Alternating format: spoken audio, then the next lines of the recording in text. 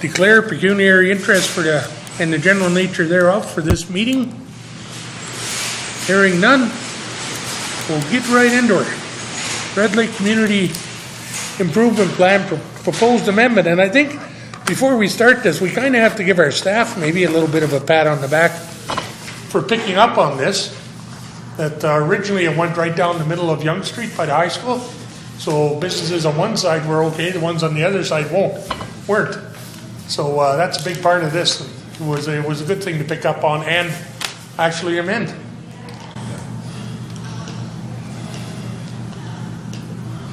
So over to you, sir. Yes, thank you. I did put a few slides together just to kind of go through what the contents of the staff report, just so everyone's clear in terms of what the proposed amendment is. Basically, what before today is a couple of recommendations that refer to expanding the primary community improvement project area, basically to expand the boundaries to the entire town sites of Red Lake and Palmertown. So there's two recommendations included in the report.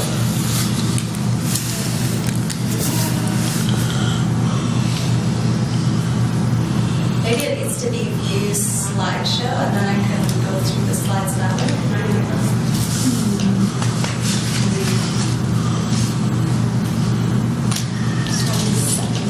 Or maybe preview. Or we could just kind of go through them. Maybe we could just click on each one. Sure. If you don't mind. So the two recommendations are, firstly, that a bylaw to amend the Red Lake Community Improvement Plan be adopted by council, and that a bylaw to amend the community improvement project areas be adopted by council.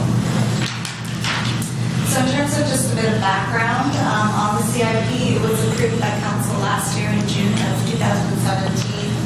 And basically the CIP allows the municipality to provide financial incentives, mainly grants as well as tax assistance to eligible landowners and tenants to help make physical improvements to their properties. And the CIP identifies both primary community improvement project areas and then secondary community improvement project areas. And the idea is that once significant improvements are seen in those primary areas, then the secondary areas would be eligible for incentives as well.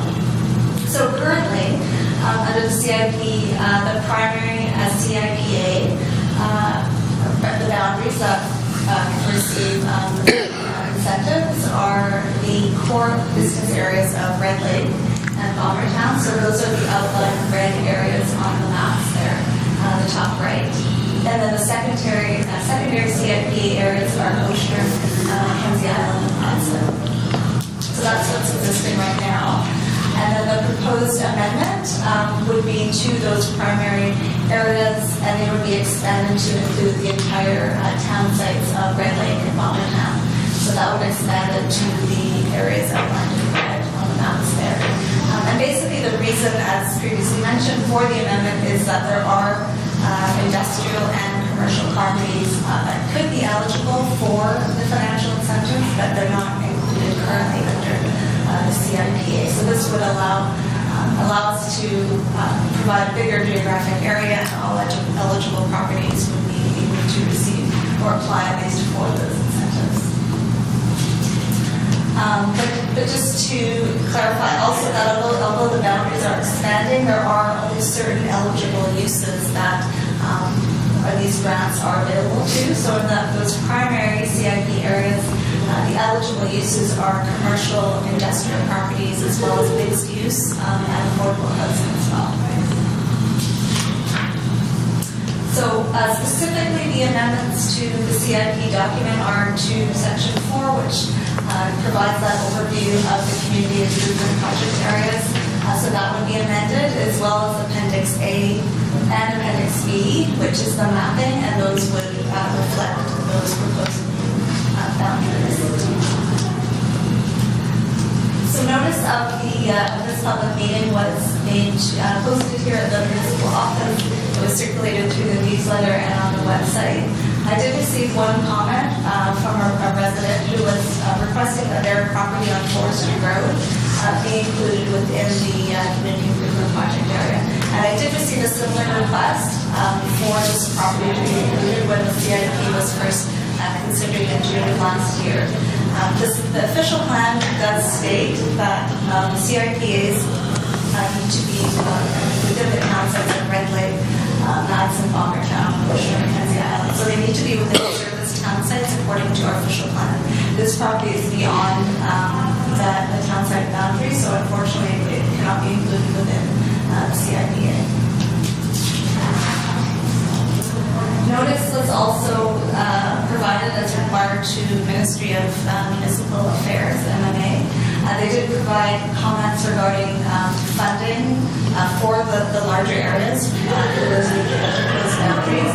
And they stated that they assume the municipality will assess applications and assign priority areas where additional funds would be provided.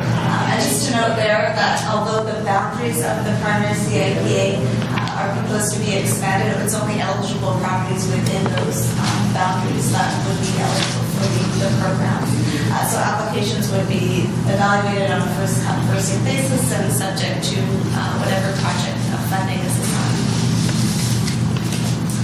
So then just in summary again, the recommendations today are that a bylaw to amend the CIP be adopted by council, and then there's another bylaw for you to consider to amend the community improvement project area. Thank you. Any questions or comments?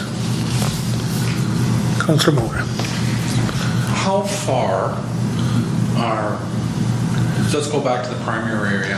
Does it touch Forestry Road at all? It does, just on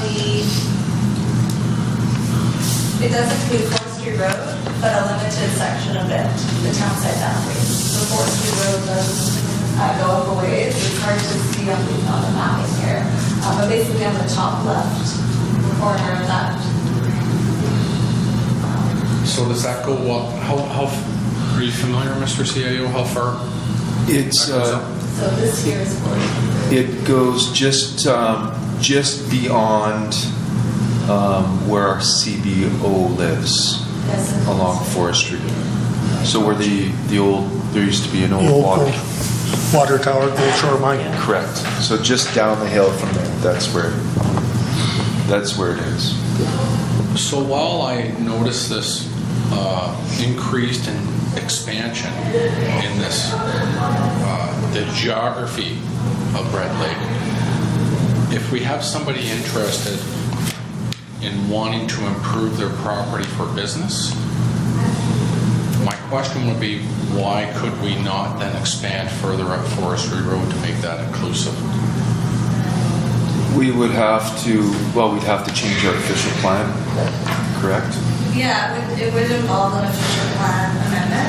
The site they're interested, I don't know if you're familiar with that property. I think I have an idea of what we're talking about, Yeah. but I'm not 100% sure. Okay, so it's an industrial property, so there's been previous industrial uses, so it requires a significant amount of remediation, environmental remediation. So there is interest in the tax incentive program that could be tailored toward that. But yeah, as it stands now, the official plan only allows us to include the town site areas, the service town site areas. And I believe the rationale behind that is really we're trying to focus on kind of where there are groupings of commercial industrial properties and trying to really significantly kind of start off a revitalization effort in kind of the core areas. So it's outside the service town site. So according to the official plan, it's not possible right now. It would require amending the official plan to make that kind of change. Does that come in the Class B later, the secondary class? Do they follow into that category? No, so it's still the town sites that are included both in the primary and secondaries. So unfortunately, that wouldn't be included in the secondary either, since those are areas that are outside again the core or town site areas. Okay, thank you. Any other questions?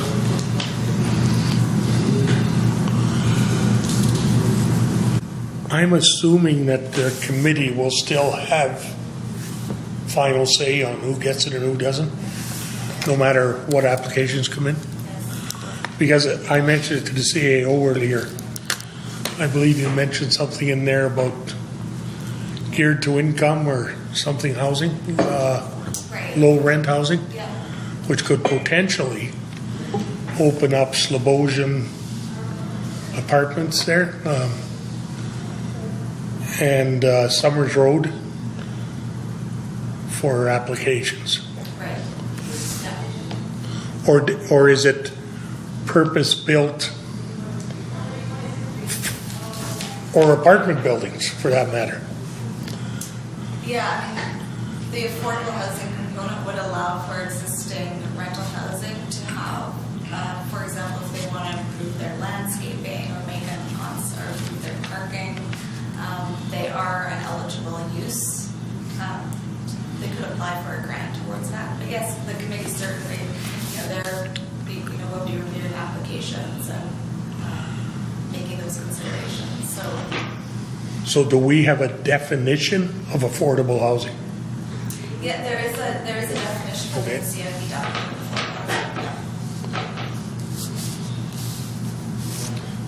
Go ahead, Councilor Barron. I got a little memory lapse here. Could you just tell me who is the committee for this CIP? Like, who are the members? Is it just all like people that work here, or is it people outside of here, community people, or whoever? I just forget who they are, except for yourself. So I think. it's the clerk, CAO, planner, and then executive secretary is more of a resource, administrator.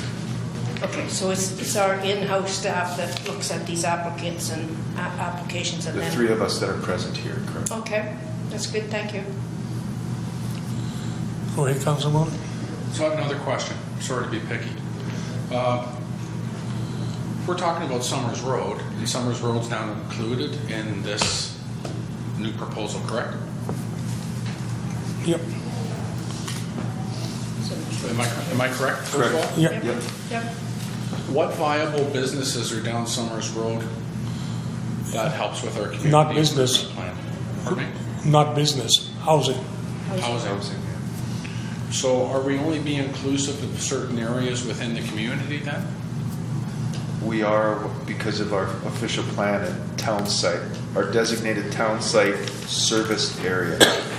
So That Summers, falls in, so Summers Road falls into that. correct?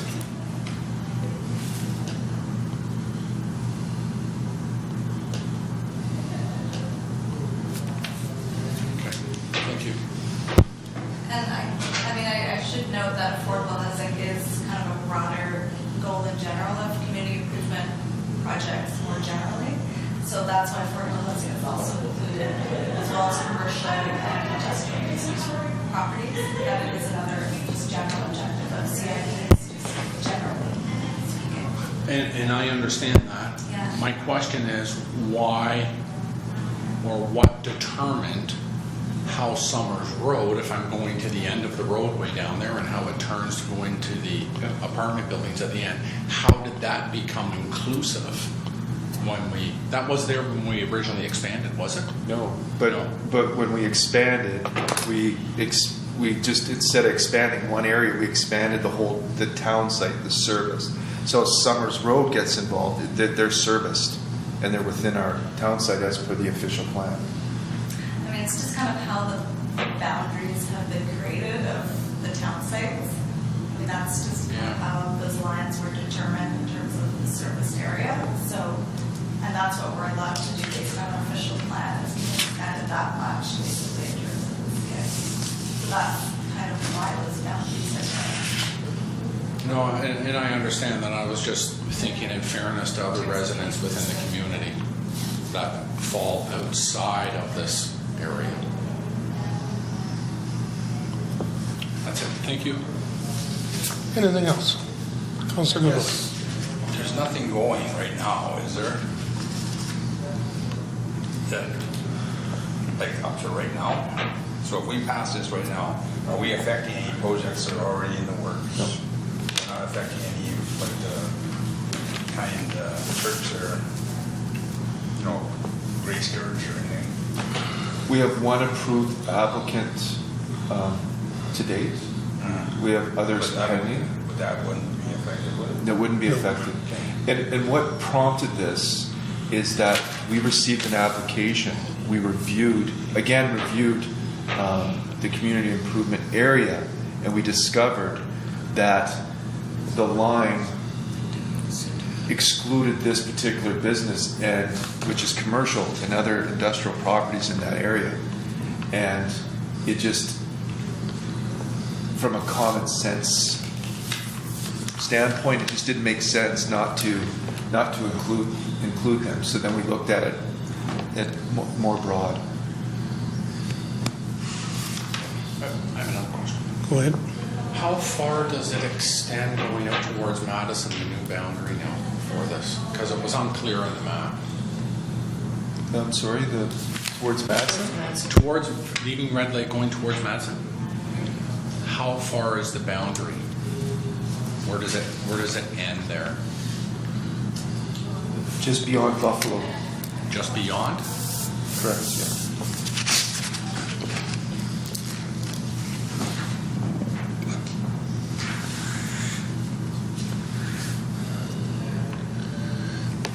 That sounds like a hydro thing, right? The Yeah, hydro so you mean turnaround? that the knob gets cut off there, so you Yeah. can see the edge of the block there.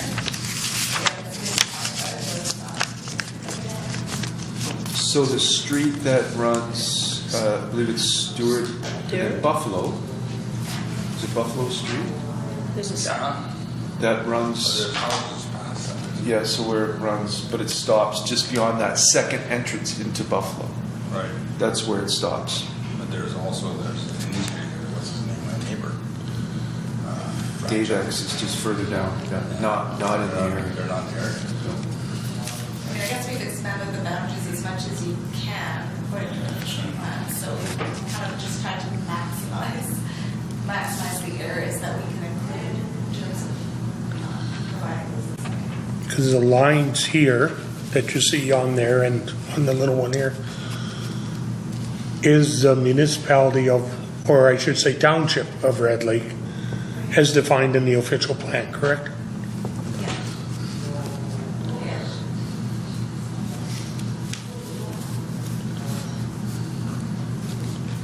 The key component, Sarah, correct me if I'm wrong, but the key component is serviced.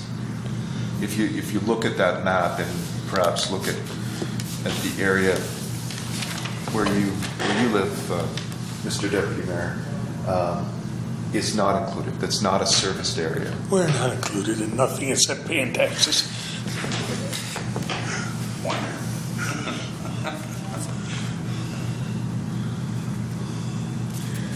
It's too bad that wasn't there when they put natural gas out the forestry. Any other questions? This wasn't done to exclude people, this was done to include more, correct? That was the objective, yes, is to be able to.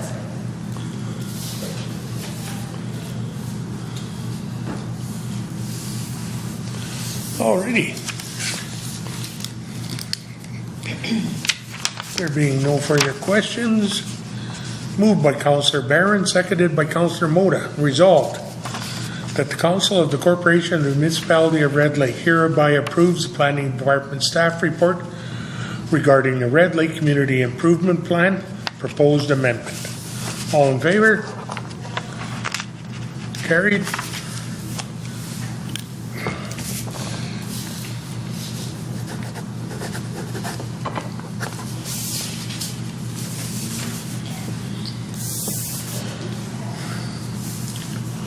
I'm guessing there are none. Do I have to ask? And we've done this, Yeah. so now it's bylaws. So further to that, moved by Councillor Goodwillie, seconded by Councillor Barron. Resolved that the Council of the Corporation of the Municipality of Red Lake hereby consider bylaw number 33-2018 as read without amendment or debate a first and second time. All in favor? We have to do the third time. Yeah. And further to that, moved by Councillor Goodwillie, seconded by Councillor Barron. Resolved that the Council of the Corporation and Municipality of Red Lake hereby consider bylaw number 33-2018 as read a third time and passed, and that would be the one to expand the zone, correct? All in favor? Carried.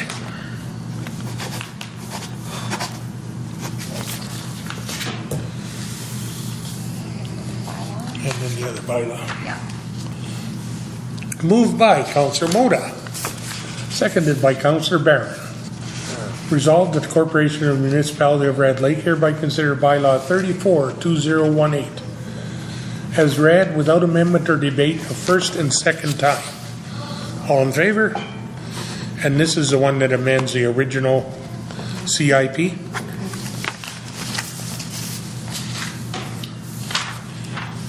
And moved by Councillor Goodwillie, seconded by Councillor Barron. Resolved that the Council of the Corporation of the Municipality of Red Lake hereby consider bylaw number 34-2018 read a third time and passed. All in favor? Carried.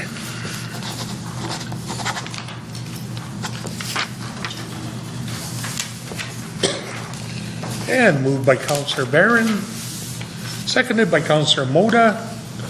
Resolved that the Council of the Corporation of the Municipality of Red Lake hereby adjourns a special meeting at 4:51 p.m. All in favor?